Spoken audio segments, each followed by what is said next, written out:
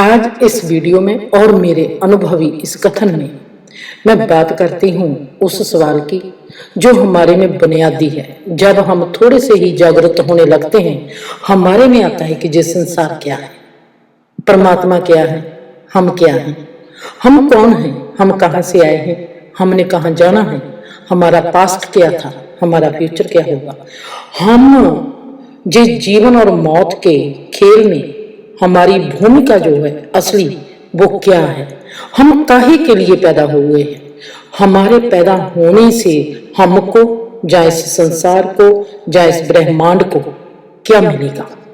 आपके इस बुनियादी सवाल को मैं लेकर आ रही हूँ आज इस वीडियो में।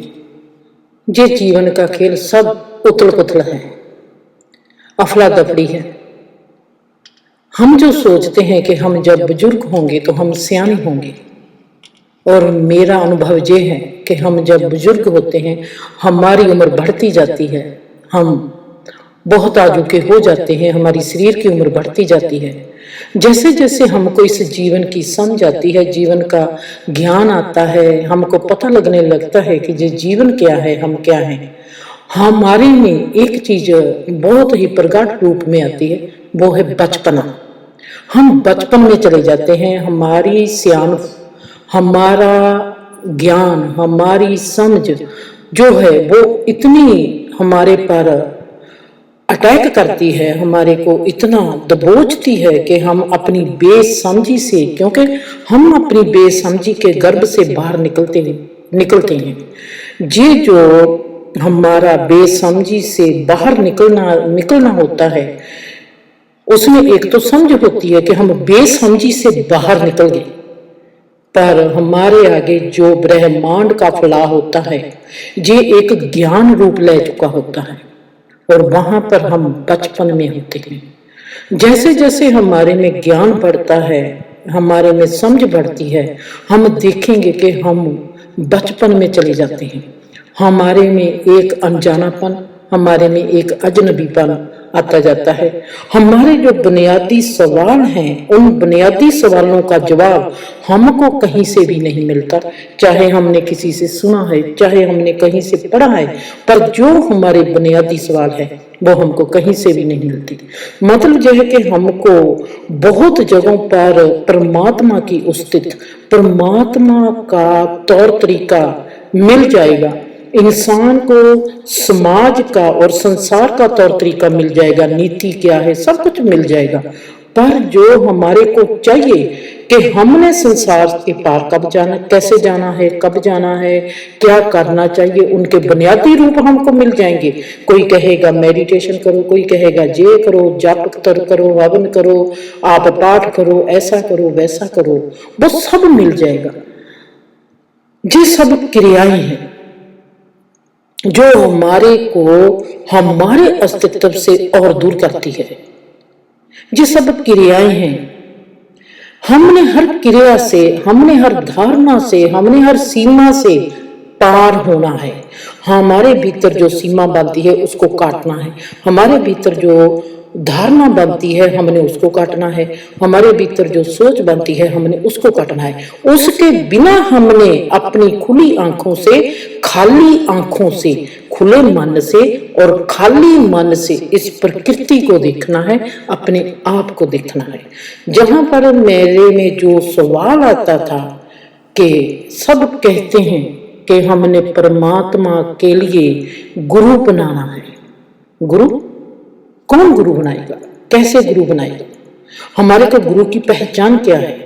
मैंने अपने आप में देखा कि मैंने किसी को गुरु बनाना है, मैं किसको गुरु बनाऊंगी, मेरे को तो कोई गुरु दिखाई नहीं देता, मैं किसको गुरु बनाऊंगी। फिर एक दिन मेरे में आता है कि ये सवाल मेरे में आया है कि मैंने गुरु बनाना है। ये सवाल मेरे में से कहां से आया है कि मैंने गुरु बनाना है। क्या मैंने सुना है, क्या मैंने पढ़ा है, उस सुने और पढ़े का मेरे पर असर है। मैं देखती हूं कि मैं कभी किसी का कहना नहीं मानती, जो मेरे मन को भाता नहीं मैं वो काम नहीं करती। फिर मैं देखती हूं कि वो तो सब कुछ, सब संसार ही ऐसा करता है, हर इंसान वो ही करता है जो उसके मन को भाता है। मैं इस संसार के देखा कि कोई भी गुरु मानी नहीं करता, सब मन मानी करते हैं। गुरु वाले होकर भी गुरु मानी नहीं करते, गुरु की नहीं मानते, अपने मन की मानते हैं। हम वो करते हैं जो हमारे मन को भाता है। इसका मतलब क्या है? मैं भी वो करती हूँ जो मेरे मन को भाता है। मैं देखती हूँ कि मेरी माँ ने गुरु बनाया है, मैं देखती हूँ कि मेरे बाप का भी गुरु है, मेरे बहन भाई सभी का गुरु है, पर मेरा गुरु नहीं है। मैं कहती हूँ कि मैंने उनका गुरु क्यों नहीं बनाया। अपने आप को सवाल करती हूँ। मेरे सवाल है कुछ, मेरे को जवाब चाहिए। मैं सवाल लेकर कभी उधर कभी इधर जाती हूँ, मेरे सवाल का जवाब नहीं आता।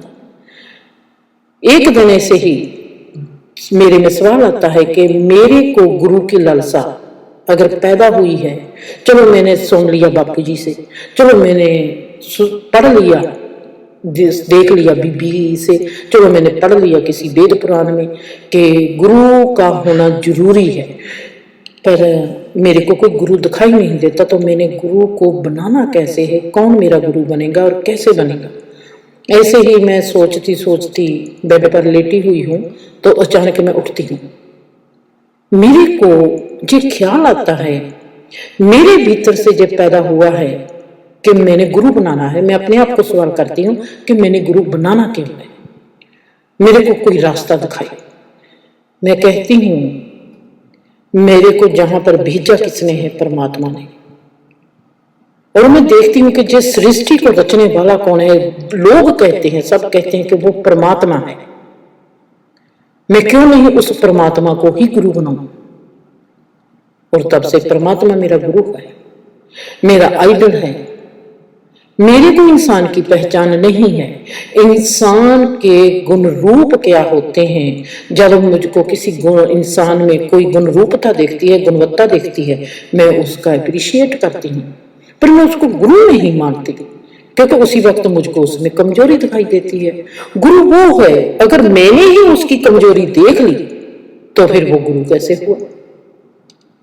गुरु होता है रहस्यवादी, जिसकी समझ ना आए, जो हमारी समझ को बेसमझ कर जाए। कहते हैं कि जो अपने से बड़ा होता है वो आदरणीय होता है, जो अपने बराबर का होता है, चाहे उम्र में हो चाहे समझ में हो, वो दोस्त होता है। जो अपने से कम होता है, चाहे उम्र में कम हो चाहे समझ में कम हो, वो बच्चा होता है। एक इंसान चौथी किस्म का होता है, जिसमें हमको सियानप भी दिखाई देगी, जिसमें हमको बचपना भी दिखाई देगा, जिसमें हमको बेवकूफी भी दिखाई देगी। वो सभी खिचड़ी बनी हुई होगी उस इंसान के किरदार में। क्या वो छुपाता है? जब वो अपना किरदार बदल लेता है, जहां जिस भी किरदार की जरूरत होती है वो वहां पर वैसा ही बन जाता है। वो जो चौथी किस्म का इंसान है, जो अपने किरदार को खिचड़ी बनाता है, जिसकी समझ भी आती है, जो प्यारा भी लगता है, पर हमारे को बेसमझ भी करता है, जो हमारे को समझ भी देता है पर साथ साथ हमारे में बेसमझ भी दे देता है, हमको बेसमझ भी कर देता है, जिसके पास बैठने को दिल करता है पर कहते हैं कि वक्त नहीं है। हम अपने बराबर के इंसान के पास बैठ जाएंगे, छोटे को समझाने बैठ जाएंगे, बड़ों के साथ मगजपई करने लग जाएंगे, उनकी आम जीवनचर्या देखने लग जाएंगे। पर जो सही में सही रहस्यवादी इंसान है, उसमें हर इंसान, हर उम्र का जो किरदार है, बचपन है, जवानी है, बुढ़ापा है, उस सभी का किरदार वो निभाता हुआ दिखाई देगा। हम उसको समझ नहीं पाएंगे। जो इंसान आपको बेसमझ करता है उसको पकड़ लो। अब मेरे को अगर मैं ढूंढने लगूंगी, मेरे को किसी ने बेसमझ किया नहीं। समझ एक इंसान मेरी जिंदगी में आता है जिसकी समझ मुझको 3 साल के बाद आ जाती है। वो चलो मैंने 3 साल मान लिया उसको, जो मेरे से आगे है, मैं उसको समझने लग गई। 3 साल मुझको उसको समझते समझते लग गए। चौथे साल में मैंने उसको समझ लिया, और अब मैं क्या करूं? मैं क्या करूंगी इसके बाद? मेरे को समझ आ गई। अब मैं उसको सियाना मानती थी, मतलब कि उसकी समझ से मैंने जो सीखना था मैंने वो सीख लिया। अब मेरा आगे बढ़ना है, अब मैंने आगे कदम लेना है। आगे कदम कैसे लूंगी, उसकी समझ आएगी। अब मुझको और ऐसा इंसान चाहिए जो रहस्यवादी है, वो मुझको कहीं दिखाई नहीं देता। गुरुद्वारे, मंदिर, मस्जिद में हर जगह पर जाती हूँ, मुझको कोई दिखाई नहीं देता। किसी की मुस्कान में दिखाई देता है, किसी की आंख में दिखाई देता है, किसी की चाल में दिखाई देता है, वो टुकड़ों में मुझको दिखाई देता है। किसी के किरदार में, संपूर्ण रूप में मुझको दिखाई नहीं देता। फिर मैं क्या करूं?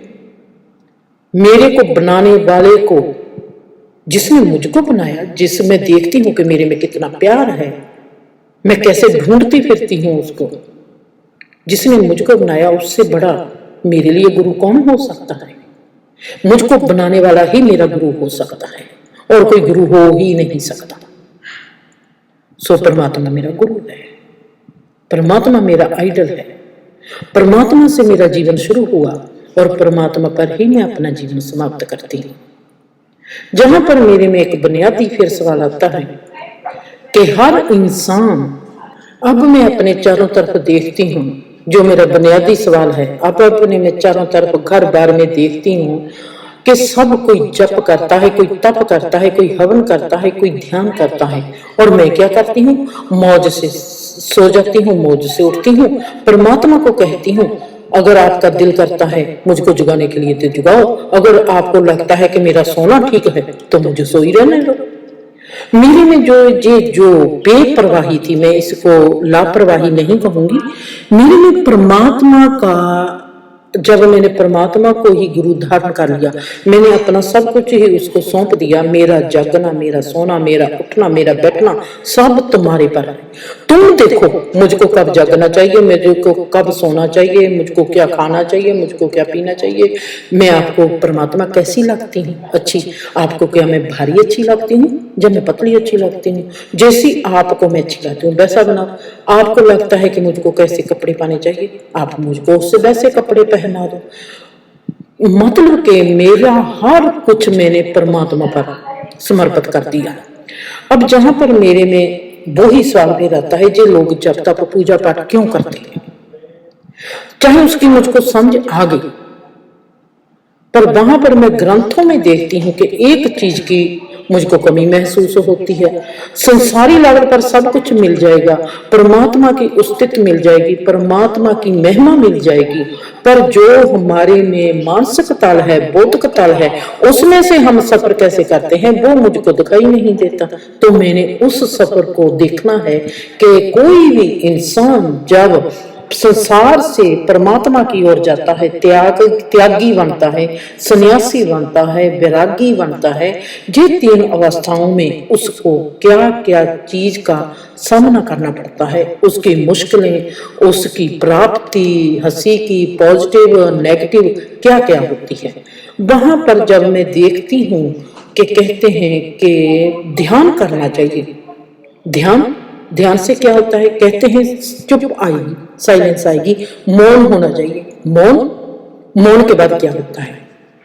मौन के बाद लोग बताने लगते हैं अपो अपने एक्सपीरियंस जब बताते हैं तो वहां पर फिर जो हमारा बुनियादी सवाल है वो वहीं का वहीं रह जाता है। चुप हमारे को क्या करती है? चुप है क्या? चुप विधि कैसे बन जाती है? मेडिटेशन से होता क्या है? मेडिटेशन से हमारे को करने की क्या जरूरत है? वो क्यों हम करते हैं? जबकि हम कुदरती जीव हैं तो हमारी जो कुदरती स्वभाव है वो कहाँ है?